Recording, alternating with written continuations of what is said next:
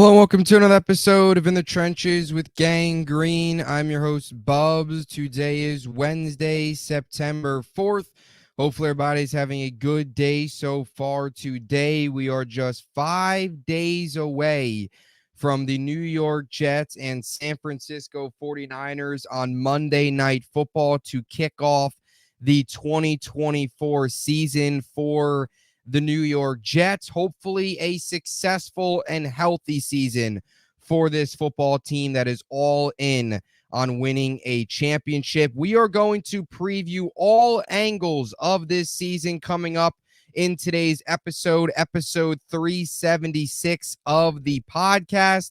I appreciate all of you joining as always. For those tuning in on YouTube, make sure to please like and subscribe as we've hit 400 subs. Now we chase down the 500 mark as the season gets started here 5 days from today. Now, before we begin, let me tell you about our podcast partners, starting with our friends over at BetUS.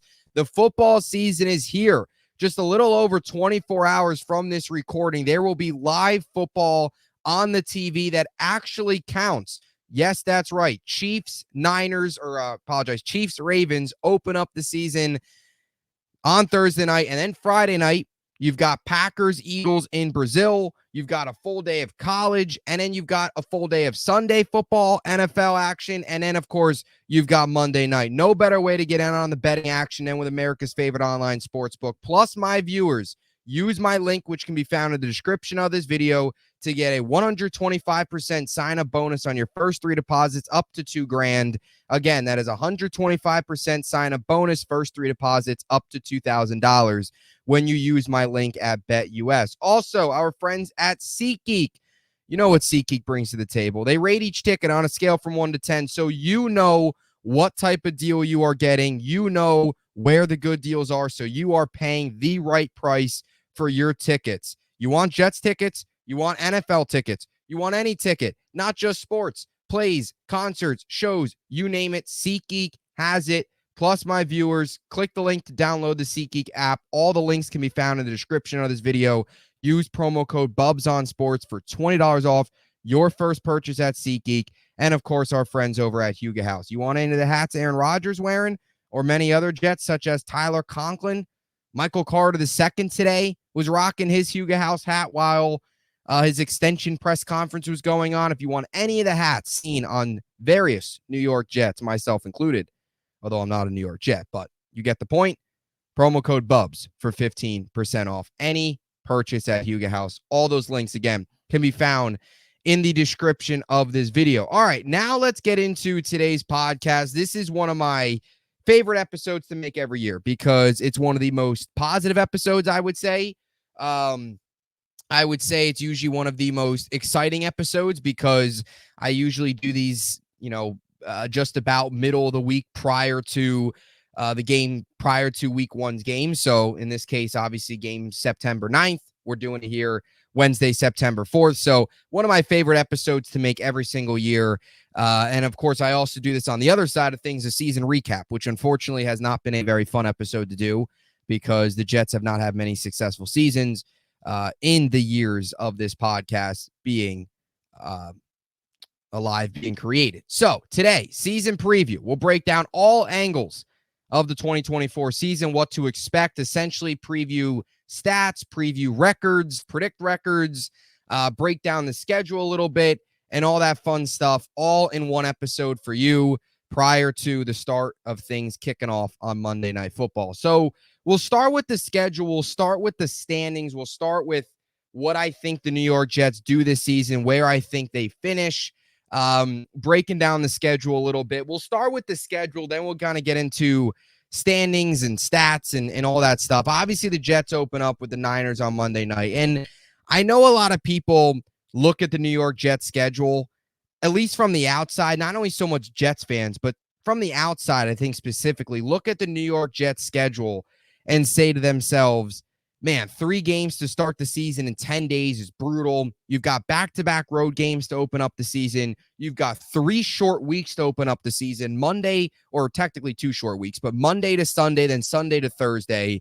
That's not a great stretch. But the way I look at it is I actually think the Jets, and we talked about this a lot in our schedule episode when we broke it down the minute the schedule was released back in May. So I don't want to go too much into the schedule because we've talked a lot about this stuff already.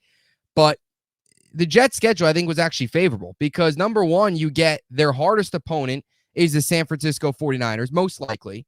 They, of course, get Houston. They're tough. There's a chance they're one of the best teams in the league. Of course, you've still got Buffalo and Miami and teams like that are still on your schedule.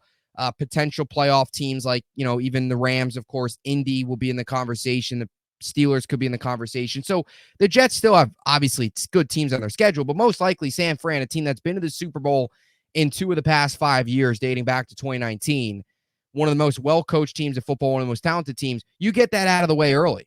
And I think that's favorable for the Jets. You get the toughest matchup out of the way early, week number 1. You don't have to worry about going out west late in the season, week 15, week 16, when you might be banged up, when you're fighting for a playoff spot, and then you got to get the Niners when maybe they're in stride, all that stuff. So, and after San Francisco, that's where I think you've got to be looking your chops if you're a Jets fan. And we get it. Any given Sunday, the NFL is a crazy, crazy league. I mean, it really is. Who saw the Jets last year? Prime example, beating the Eagles. Nobody saw that happen, right? Without Sauce, without DJ Reed, with nobody playing corner. I mean, Michael Carter was out there, but Craig James and Tay Hayes were playing corner. Who saw the Jets beating the Eagles last year? Nobody. So upsets can happen, and the Jets sometimes do get upset, or just when we think they're finding their groove, they end up letting us down, although hopefully that's not the case this year. But after San Francisco, you get Tennessee, New England, Denver, Minnesota. 4 straight games. Will Levis, Jacoby Brissett, Bo Nix, and Sam Darnold. This Jets defense should have no problem containing those 4 quarterbacks, those 4 offenses. Now, Minnesota, of course, is interesting because it's in London, and we've seen upsets in London before. The long road trip, sometimes teams come out sluggish, the change of schedule. It's just weird. I've never been a fan when the Jets play in the London games. It's always strange. You never know what's going to happen. So that could maybe be a 50-50 game, but either way, Jets are more talented. They should win. There's a real chance going into that week 6 matchup, Jets should go into Buffalo, or Jets should host Buffalo, rather, on Monday night. They should host them probably, realistically, they could be 4-1. At worst, 3-2. Maybe you lose to San Francisco, maybe you have a slip up in London against Minnesota. All right, you should be at worst 3-2. You should be able to beat Tennessee, New England, Denver. New England, Denver, absolutely, because they're home, and both teams arguably could be the worst 2 teams in the NFL this year. Denver starting a rookie quarterback, not a ton of talent. New England, talent-wise, might have some of the least talent in the NFL. We know what New England is. They're rebuilding. This is not their year. They're starting Jacoby Brissett. Drake May will probably get a chance later in the season. New England is we all know what New England's in right now. So that's how I think you got to look at the beginning part of the schedule. Of course, 7 standalone games, 6 primetime, first 11 weeks before the bye. They get, again, toughest game out of the way. I talked about a favorable part of the schedule. You're probably looking at weeks 2 through 5, those 4 games against those 4 quarterbacks. I think you've got to feel pretty good about the Jets' chances if their defense is as good as it's been. And then you get Pittsburgh, New England again. You talk about it. I think you could look at this Jets schedule and you could go realistically into that week 12 bye week through 11 games, realistically 7-4, 8-3. I think it's definitely possible. If you start out 4-1, let's say you beat Buffalo 5-1. Let's say you maybe slip up in Pittsburgh. All right, 5-2. You beat New England 6-2. Maybe you lose to Houston at home, or lose one of Indiana or Houston. Something like that. Short week coming off of course, the road game. Who knows? Maybe, Houston's a very, very good team. I know they took care of them. But either way, I think it's realistic, say 8-3 potentially. And you go into the second part of the year, and you've got some matchups there where you face Miami last week of the season. You get the Rams home. So some of those other tough matchups you do get at home. And that's something I think that's pretty favorable with the Jets schedule. Outside of San Francisco, their toughest matchups, they probably get at home. Not counting the division, because, of course, home away every year. But, like, Indy's probably up there as one of their tougher matchups. Houston, the Rams, and I know Pittsburgh's tough, but I think you can make the case all 3 of those teams could be better than Pittsburgh. They get all those games at home. And they get Miami home last week of the season. So if they're fighting for the division, they're fighting for a playoff spot, you get them at home, you get 2 in the cold weather. That's exactly what you want to be in. So overall, schedule breakdown there. The New York Jets, I got going 12-5. I've said 11-6 for a while now, but I kind of went in. I caved in a little bit. 12-5 is my guess.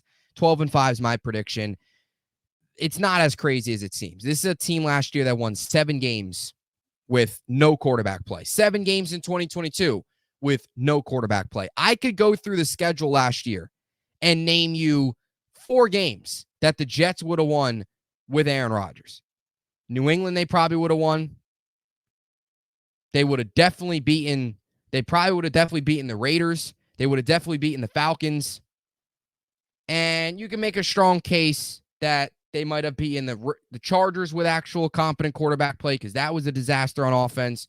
You could make the case one of those Miami games, if they had better quarterback play, they probably could have won. You can make the case for a handful of games last year that if they had Aaron Rodgers, even with how bad that offensive line was, that was probably a 10-win team.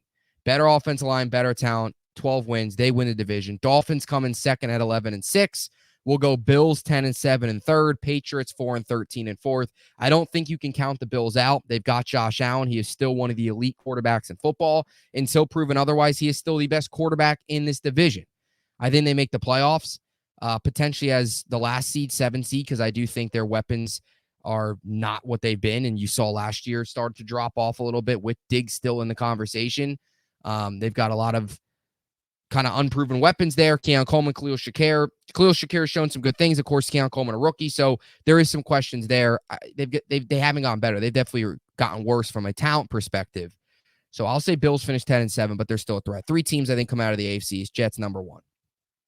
So that's kind of just record prediction, standings, schedule, my opening thoughts there from that perspective on things. And again, I mean, everybody, they look at you, and this has been my biggest thing, and I think this is a perfect transition into what I want to talk about next, and that's some of the statistical breakdowns, some of my statistical predictions for Rodgers, Garrett Wilson, Brees, all these guys. The Jets a lot of people want to look at the Jets, right, and say, oh, it's the Jets, same old Jets, they're going to jet again. But here's my thing, and I've always said this. If you remove the Jets logo, you remove the Jets from the team name, if you just look at this roster, if someone just handed you this roster and you had no clue what team it was, you would sit there and say, this is probably a top 5 roster, top 7 roster in football. Has potential to be one, at least on paper. Right? And I totally understand. They've got to prove it this year. We all know that. We all get that. But a lot of people want to say, oh, it's the Jets. It doesn't matter. Well, it's not a fair criticism. You take away the Jets name, you got a Hall of Fame quarterback who, by the way, everybody wants to talk about, 2022 Rodgers. That was the last time he was healthy. No, he was not. That is simply not true. He had a broken thumb on his throwing hand. That's not healthy. And, of course, last year, unfortunately, tore his Achilles 4 snaps in. Garrett Wilson, budding star at receiver. Mike Williams, veteran who has been there and done that during his days in Los Angeles. A very solid veteran option at tight end. You've got one of the best running backs in the NFL, potentially with Rodgers, a healthy Rodgers and a healthy offensive line, could implement himself as the best running back in the NFL. He is already second best in my eyes, and I think anybody's eyes, behind only Christian McCaffrey of the Niners. Hall of Famer at left tackle. Defensively, all pro at corner. Quinnen Williams, CJ Mosley, all pro at linebacker, Quincy Williams. I mean, loaded with talent. The best slot in football, who finally got paid yesterday, well-deserved, from Michael Carter II. So that's something that always annoys me is, the Jets, they got no talent. Or it's the Jets. Doesn't matter what talent they got. That is just somebody telling you that they know the Jets are good and they don't want to admit it. That's what it is. And that's why I think we all can't wait for the season, because hopefully this team shuts up a lot of people that just do not know what they're talking about. Anyway, let's get into some statistical predictions. These are just some rough estimates. I didn't calculate everybody's stats, so there's the exact amount of passing yards that Rodgers throws to. I kind of just estimated a couple players, Rodgers, Brees. We'll get into Garrett. We'll get into a little bit of Conklin. We'll mention some guys on defense as well, some sack numbers that I like, some sack predictions that I'll throw out there. But we'll start with Aaron Rodgers. I mean, like I said, and I think most people would agree, if you get an Aaron Rodgers season where he goes out there and throws, does what, let's just say Aaron Rodgers for 2022's sake, right? Everybody wants to say, oh, last time he was healthy, he had a down year. If Aaron Rodgers goes out there and puts up what he put up in 2022, which was 64.6% completion percentage, 3,695 yards, 6.8 yards per completion, 26 touchdowns, 12 interceptions. If Aaron Rodgers does that this year, the New York Jets are winning 11, 12 games. And I think that's what people have to realize too. Rodgers does not have to be his MVP self this year. If he is, that's an extra added bonus. Then you're looking at the Jets as a 13-win team, maybe even 14-win team with an MVP at quarterback and arguably the best defense in football. Now, that's stretching it. I don't think Rodgers is going to be MVP Rodgers. I think that's kind of unrealistic. I also think the way the Jets offense is going to run, they're not going to need Rodgers to be MVP Rodgers. Because I think a lot of it's going to run through Breece Hall, who we'll get to here in a second.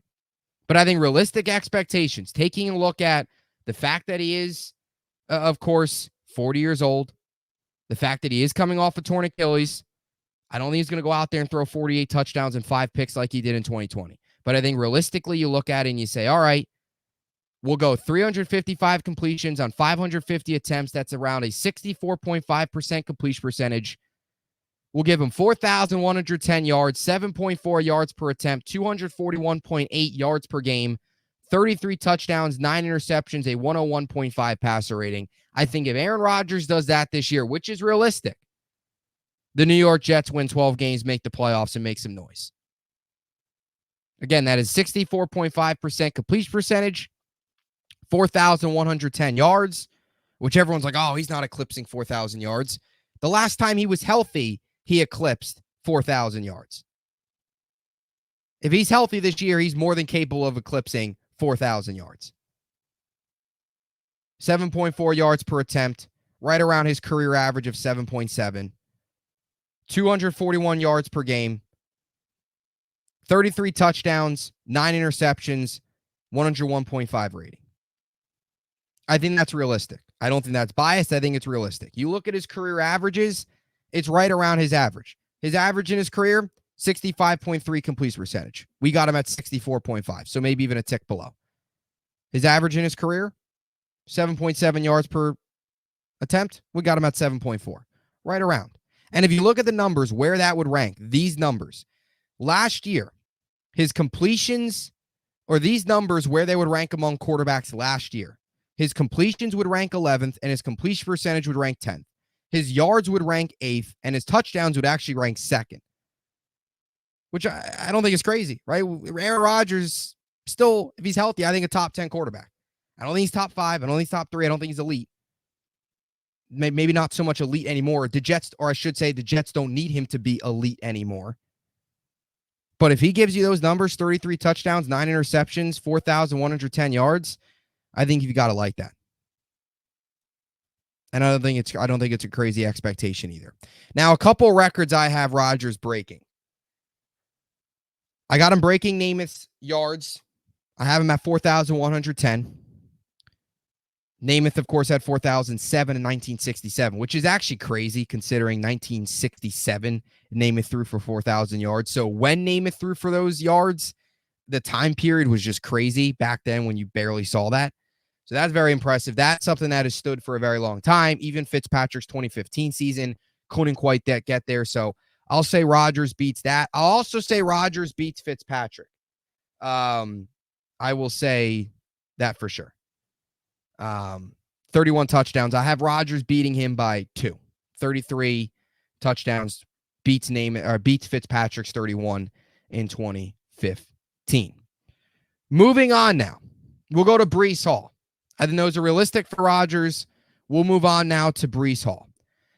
I have Breece Hall finishing. These Breece Hall numbers are actually crazy. And I'll be honest, I tried to make them as realistic as possible. I didn't want to say, oh, he's going off for 1,700 rushing yards and 800 pass receiving yards. That's not happening.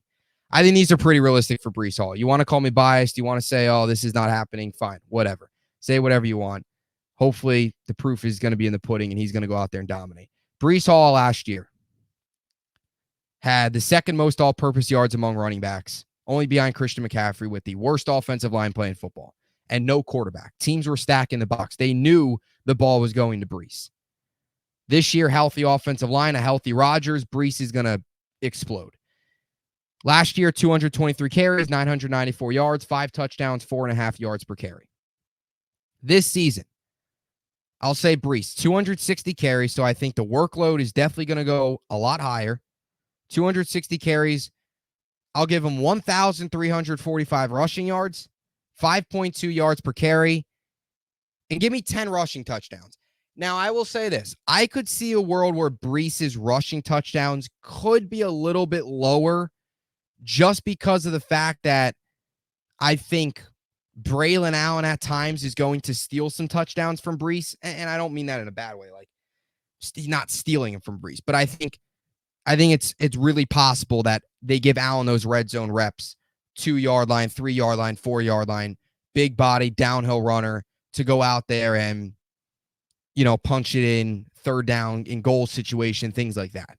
So I do think it's possible. Maybe 10 touchdowns is a little bit of a reach. Maybe 7 or 8 is more realistic for a guy that had 5 last year, especially with Braylon Allen now, who is more of your red zone short yardage back. So we'll see. I could see that, but we'll go 10 for the sake of the video. 1,300 yards. I think that's realistic. That'll put him right up there with CMC. Numbers that he was pretty close to CMC last year with nothing, no help around him. So those are the rushing numbers. As for the receiving numbers with Brees, I think these are going to be even crazier. Last year, he had 76 receptions. And he had 76 receptions with an offensive coordinator that didn't know he was much of a threat in the passing game until their win over the Giants, which, by the way, was week 8 at that point? That's how bad Hackett was. That's how long it took for them to get Brees involved in the passing game. And he still finished the year 76 receptions for 591 yards. So maybe I'm lowballing him a little bit on receptions. I have him at 85. Maybe he touches or gets close to 90, but I think 85 is realistic. We'll give him 85 receptions on around 107 or so targets. He had 95 targets last year, so you assume, all right, 9 more receptions, probably around 12 more targets. I think that's a realistic ratio around that. 85 receptions, 107 targets. 591 yards last year. I'll say 630 this year. I think he's up probably 40, 50 yards. Maybe he gets up more. Maybe he touches near 700. But I think 630 is a nice, safe spot. 7.4 yards per reception, and we'll give him 5 touchdowns. That's my Brees Hall prediction. Total, 345 total touches. I've got him at 1,975 all-purpose yards, 5.7 yards per touch, and 15 total touchdowns on the season. That's how crazy I think Brees Hall can get to this year. That's the level I think Brees Hall can reach this season. 1,500 yards last year with no quarterback play total. CMC had 2023 all-purpose yards last season. Brees Hall, I think, gets pretty close to that. We'll give him 1,975. Brees Hall is going to have a season where you're going to look back on in like 5-10 years and be like, oh my God. Remember that year from Brees? He went out there and had 1,900 yards. And maybe he does this again next year. Maybe this is a common theme with actual competent play around him. But that'll be the thing. Now, in terms of records, I don't really have Brees really breaking. I don't think Brees surpasses some of the crazy Curtis Martin seasons in 99 and 2001 and even 2004, where Curtis Martin almost had 1,700 rushing yards. He had 1,697. I don't think Brees eclipses all those. Nothing against Brees, just the Jets' rushing records are actually pretty wild, the ones held by Curtis Martin. I mean, Curtis Martin holds 6 of the top 10 best yard seasons rushing-wise for the Jets, including holding the top 3 spots.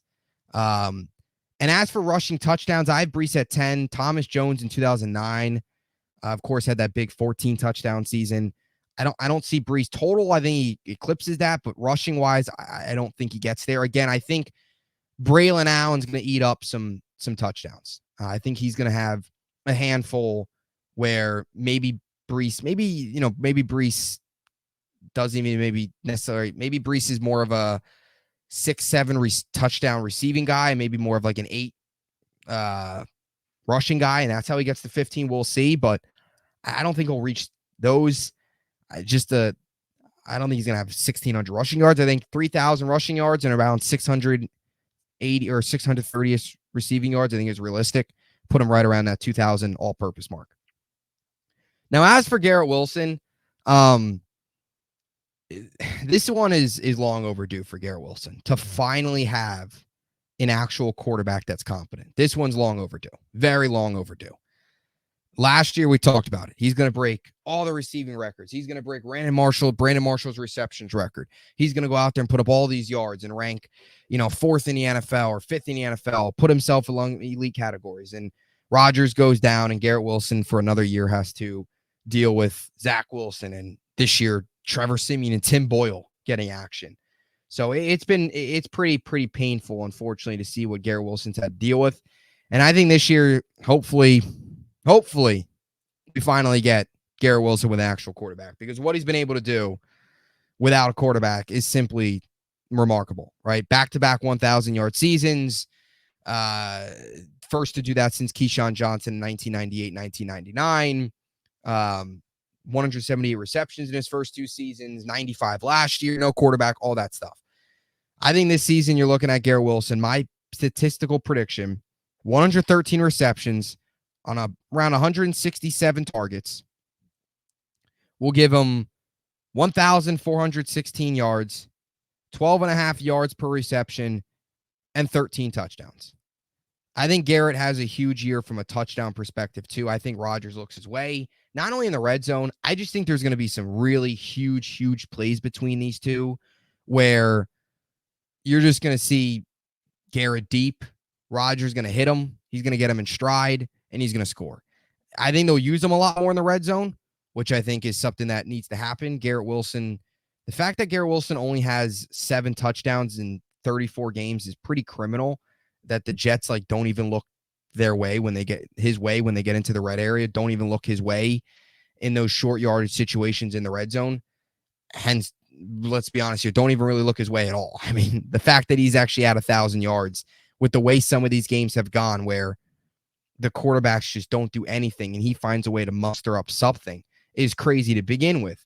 But I think 13 touchdowns, I think he's going to explode. And I think realistically for Garrett Wilson, and this is kind of how I predicted it, you have to look at what Davante Adams did with Rodgers. I think that's the best way to put it, is kind of what Davante Adams did with Rodgers is similar to what Garrett Wilson, I think, is going to do, similar to what Garrett Wilson can do. Now, you look at a couple of Davante Adams' best seasons, 111 receptions, 115 receptions, 123 receptions. Let's take a look at the touchdowns. 13, 12, 10, 18, 11. Davante Adams' best season saw him catching well above 10 touchdowns and well above 110 receptions, and oftentimes around 1,300 to even 1,500 yards. And I think that's where you got to see Garrett Wilson. Similar to what Davante Adams did with Rodgers is Garrett Wilson can do, I think, as well. So we'll give him those 1,400 yards, 1,416. I said it last year. I'm going to say it again. I said last year, Garrett Wilson, with a healthy Rodgers, unfortunately it didn't happen, would rank top 5 in the NFL in receiving yards.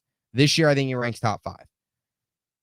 The Jets last year, the NFL over the last couple seasons, there's been 5 players, really over the last couple years since 2021, there typically is about 5 guys that get over 1,400 yards. I think Garrett Wilson is one of those 5 guys. He enters his name in that elite category. Now, some records that I think will be broken. Marshall's receptions. He had 109 in 2015. We'll give Garrett 113. Garrett Wilson might even have more. He might honestly, see maybe 119, 120. He might even have more. We'll give him at 113 for now. As for yards, I don't think he quite gets the 1,500. I think 1,400 is a realistic spot, which 1,500 is currently occupied by Brandon Marshall, also, of course, in 2015. And I know some people might look and say, well, he had 168 targets last year. How is his targets going to drop? Well, I think it's the quality of the targets. The quality of the targets for Garrett Wilson over the last couple seasons have been simply pathetic. I mean, it really has been. The amount of times where quarterbacks, Garrett's open and they don't even, number one, sometimes don't even look his way, but where he's open and they just give him a terrible throw. So I think the quality of the targets, you're actually going to see a much higher catch rate than what Garrett Wilson has had in his first 2 seasons, which is kind of relatively low. So those are the main guys, kind of the big three, the three-headed monster on offense. You look at Conklin, I think Conklin last year had a very, very good season, very productive year for Conklin. I think you look at the numbers last year, you look at what he did on the field, you've got to be impressed. He made some really big catches in some really big spots, finished second on the team in yards, had a career high in yards, which is really impressive considering he was dealing with the same quarterback play that all these other guys were dealing with. 61 receptions, 620 yards, didn't reach the end zone. Conklin, they've got to find a way to get involved in the end zone. I mean, they've got to get the tight ends involved in the red zone. I think you look at Conklin this year and say to yourself, you'd like to maybe see 4 or 5 touchdowns out of him. I mean, the most he's ever had in a year is 3. He's never been a big touchdown guy, only 7 touchdowns in a career. I think if the Jets use him properly, this could be a huge red zone asset. This could be a guy that target him in the red zone, target him in the end zone, target him in those short down and distances at the goal line, 5 yards, 6 yards. The Jets were awful last year in the red zone. Part of it's because they didn't even look his way. Look his way. Try and get him the ball in the red zone. I think you look at him and try and say 4 or 5 touchdowns is definitely possible. I think realistic. Maybe 3 of those coming in the red zone would be nice. Because, again, we've got to find a way to fill in all of Rodgers' 33 touchdowns, right? If Garrett's got 13 of them, Brees's got 5, that's 18 of 33. You give Conklin maybe 4 or 5, that's about 23. You still need 10 more touchdowns from Mike Williams, the Lazards. I think Mike Williams might have 5 or so, let's say, and then maybe even more. And then you're probably looking at maybe Lazard having, I don't know, maybe 1 or 2, maybe. I don't think Lazard is much of a big factor as maybe some think. Gibson, I think, will have some, but again, we'll all see how it kind of all plays out. But Conklin, I think you look at another 600-plus yard season, realistically. He had 552 in 2022, had 621 last year. I don't think there's any way that he's going to get worse. Like, he had 621 last year. Maybe he doesn't get 621 again. Maybe he just eclipses 600. Maybe he has 590. Maybe he does drop a little bit, but I think he's going to be around that mark. With Rodgers there, more probably red zone targets, more targets in general. I don't see why not. I don't see why he can't get to maybe even the 65 to 70 reception threshold as opposed to just a tad over 60, which you saw last year. So we'll see. One thing that I think Conklin got a lot better with last year, and it's something that hopefully continues on this year, is drops. He had some drops in his first season. Definitely, no doubt. Had some drops. Had some moments where you were kind of scratching your head a little bit with some plays where they weren't great, but he made up for it at times with physical catches. He made a couple really, really big catches this year. The drops decreased, so that was good to see. Had a much better year too as he enters free agency after the end of this year. So that's mainly some of the offensive numbers. You move on here to defense, and I kind of want to just take a look at some sack numbers. We'll also take a look at some cornerback stuff as well. I think the Jets defense is interesting right now because of no Hassan Reddick. And I'll try and predict the Hassan Reddick stat line at the time of this recording, 3:54 p.m. Eastern. Right now, we're about 33 minutes in. At the time of this recording, the New York Jets still do not have Hassan Reddick, or he is still not reported. Maybe he reports tomorrow. Maybe we get a Ian Rappaport, Adam Schefter, some insider, Connor Hughes, Zach Rosenblatt, somebody with a bomb later tonight at like 10, 11 o'clock that Reddick's going to be in the building tomorrow. He's going to be at practice. He's going to be expected to play. Who knows? But as of now, he's still not here. So in terms of Hassan Reddick's stat line, it really all depends on when he shows up. If he shows up and he plays week 1 somehow, I don't think it's crazy to say he can have another 10 plus, 11 plus sack season. If he doesn't play the first couple weeks and he's just like not there, well, he's going to have to make up a lot of ground. The sack production probably won't be there as opposed to last year if he doesn't play a full season. Because if Hassan Reddick, one of the better traits of his, although it's not the case right now, is his availability. This is a guy that's in his career has only missed 1 game in his career. 1 game of a possible 115. He's played 114, including back-to-back 17-game seasons with the Eagles. So if he plays 12 games, you're probably not looking at 11, 12 sacks. If he finds a way to wake up and say, you know what, I was signing jet helmets last night, I got to go sign a contract, I'm going to be in the building tomorrow, maybe he does get 11, 12 sacks. But as for the guys that are actually here, as for the guys that are actually a part of the team and will be out there week one, you got to start with Quinnen Williams. Quinnen Williams last year, from a statistical standpoint, sack-wise, had a drop-off a little bit, right? 12 sacks in 2022, had 5.5 last year. But a lot of people, they're just looking at the box scores, right? They're just looking at, Quinnen Williams didn't have many sacks last year. The sacks decreased down year. No, it was not. In some areas, Quinnen actually got better. And people also got to realize Quinnen Williams was eating up so many double teams and triple teams last season. Was absolutely crazy. You look at some of the numbers, and we talked about this in Quinnen Williams's player preview. You look at some of the numbers. He had a 70% double team rate last year. And even with that, though, very good against the run. And his pressure rate actually increased. In 2022, he had a 12.4% pressure rate. Last year, had a 15.1% pressure rate. So in some areas, he actually had a higher pressure rate than what happened last season, or than what happened in 2022. Now it's just finishing again, and of course, hoping that some guys around you can take some of the weight off your shoulders where you don't have to eat up all those double teams all the time, even at times triple teams. 70% of his snaps were double team. And that's just crazy. Those are numbers that you just don't see every day. So definitely something to keep an eye on there. I think Quinnen gets over the 10 sack mark again. I'll say Quinnen's around 11 sacks. I think he gets back to where he was a year ago or 2 years ago now. And I think last year was just one of those years where it was very, very good, but the sacks just didn't come all the time. I think this year's the sacks come. Sometimes sacks can be luck at times too. They can be. You could do everything right, get to the quarterback, he throws it away, or somebody else gets there, or I don't know, finds a guy open, or dumps it off, whatever. Sometimes you just get lucky with sacks and get unlucky. I think he finds some of that luck again. Not all luck, but if you get what I'm saying, I think he finds some of that again. And then he gets up to 11 sacks again. I think he has another double-digit sack season. And I think you look at his pressure rate, and he's probably around the same, maybe even better, because he got better last year.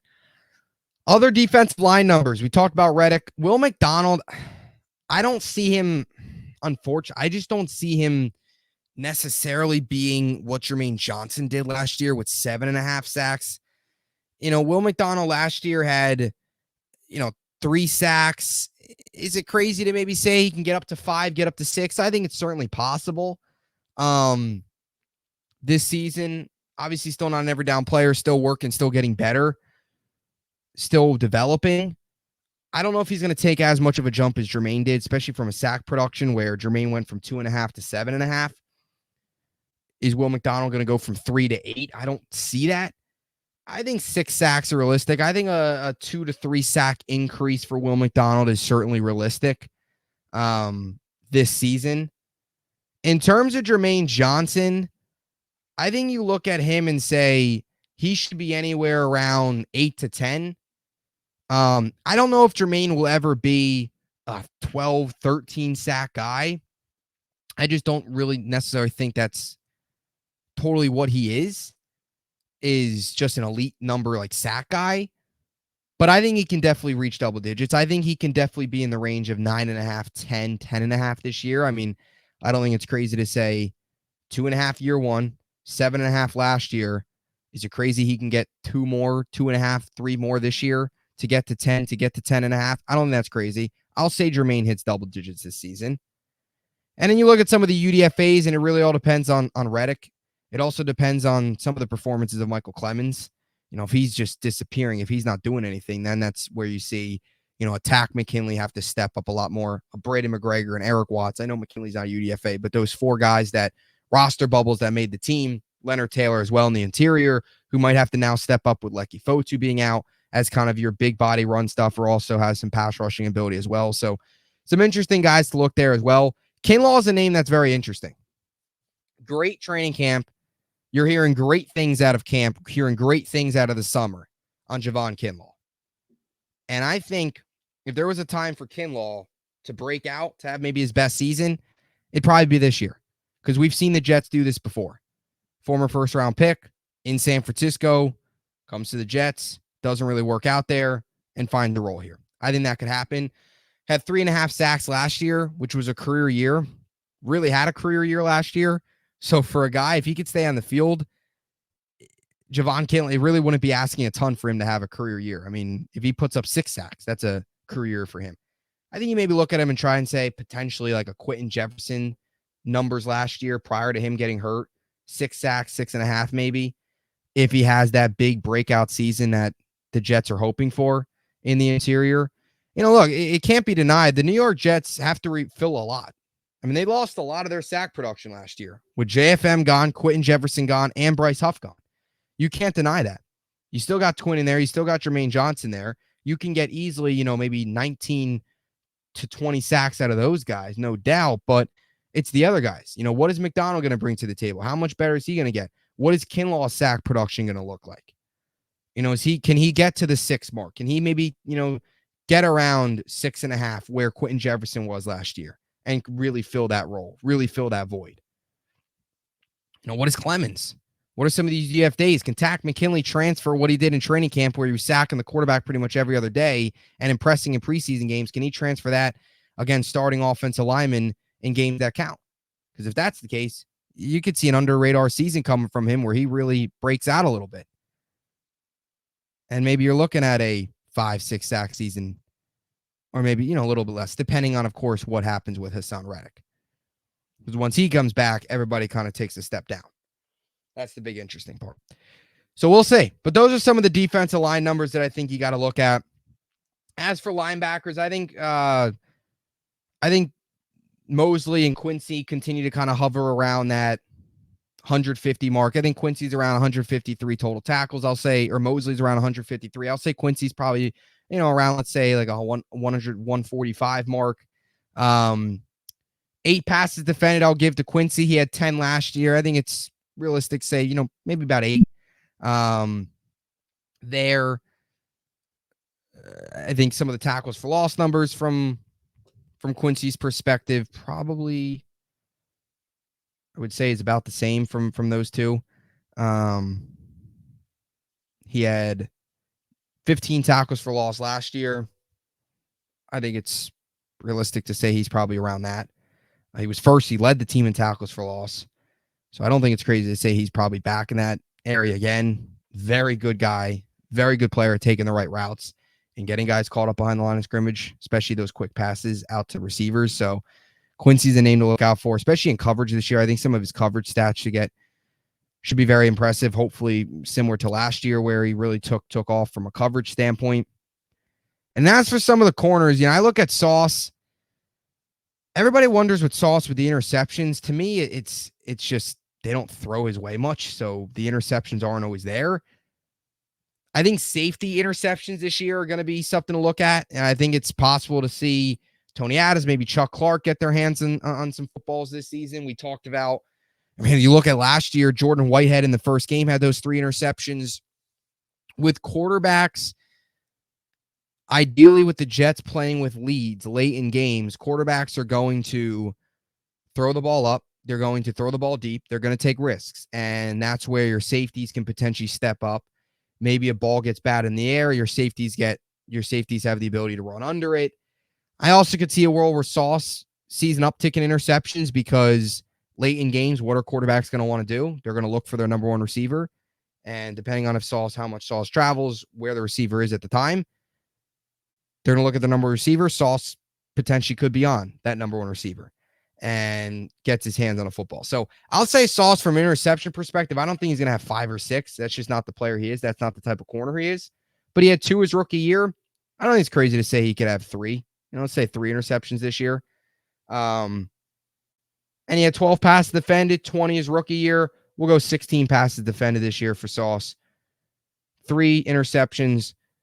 And we'll say a historic contract that beats Pat Surtain's of last season, or of today's, I should say. He just got the massive contract. Sauce will probably beat that. So overall, I think those are probably the realistic numbers for Sauce Gardner. DJ Reed, same boat. Michael Carter, same boat. I think you've got to expect these guys to remain pretty consistent from where they've been. DJ Reed, a kind of a 9 to 12, a 10, 11 pass defended guy, an interception or two. And then Michael Carter, the second, of course, who pretty much led every slot corner in every single statistical category, right back in that conversation of 9 to 10 passes defended as a unit. You should be able to see 40-plus passes defended easily again this year after last year and even the year prior, where all three were able to dominate. So corners are of course, a really big thing. And then I think the safeties primarily, you look at maybe some of the interception numbers, maybe seeing an increase playing with leads, quarterbacks laying games, making mistakes, safeties running under it, certainly possible. So those are some of the statistics. Those are kind of some of the big things to look out for. As for the defense, single season records, sacks and stuff like that, interceptions, I don't really necessarily would say I see some of those getting necessarily beat, but again, we'll see how it all ends up playing out here for the New York Jets. So that is your 2024 New York Jets season preview. Let me know what you think in the comments section down below. What are your thoughts on the New York Jets entering the 2024 season? Your record prediction, do they win the AFC East? How far do they go? I think baseline for the New York Jets is AFC title game. And I've said this many times. I've viewed this in the same angle dating back to last year. In my eyes, divisional round for the New York Jets means one of two things. And this is why I think they've got to get to the AFC title game for me to consider it a success. Is number one, divisional round means two things. Number one, you got to the wild card, maybe a home game, maybe a road game, whatever. You won a wild card game, then you lost in a divisional round. Or you get a first round bye and you get upset in a divisional round. That's what that means. That's what the divisional round means to me. And to me, you didn't go out and trade for a Hall of Fame quarterback to win a wild card game. Daniel Jones has won a wild card game. Tyrod Taylor could win you a wild card game. There are so many quarterbacks that can win you a wild card game. Aaron Rodgers was brought here to do so much more than that. So that's part one. Part two, if you get a first round bye and you lose in the first round at home to whatever team just got off of playing a wild card game, that's pathetic. That's bad. That would be awful, no matter which way you put it, if you don't even come out of the season winning a playoff game. So I know everybody says start with winning the division, and that's a huge aspect, and I think that's got to be part of it, got to be like a bare minimum of it, is got to be winning the division, no doubt. But from a playoff perspective, get to the AFC title game. That's got to be it. And then you go from there. Because the AFC title game either means, all right, you won your wild card game, you won your divisional round, you're one game away, or you got a first round bye, you took care of business like you were supposed to in a divisional round, and now you're here. Home playoff game. As Badlands turn on the Jets, their great work over there, as Joe Caporoso always says, playoff beers at MetLife. That's the goal this season. So stay tuned. A lot more content coming your way. Like I said, we'll have a 49ers content creator coming on in a few days from now. So stay tuned for that. We'll also, of course, have our game preview over the weekend. Keys to the game, all that stuff. I'll also have a preview article out on the Jet Press coming up here in the coming days. So 49ers week is here. Preparation has begun. And the New York Jets are just 5 days away from kickoff. Fired up. As always, hope you enjoyed it. We'll talk to you next time. JETS, Jets, Jets, Jets.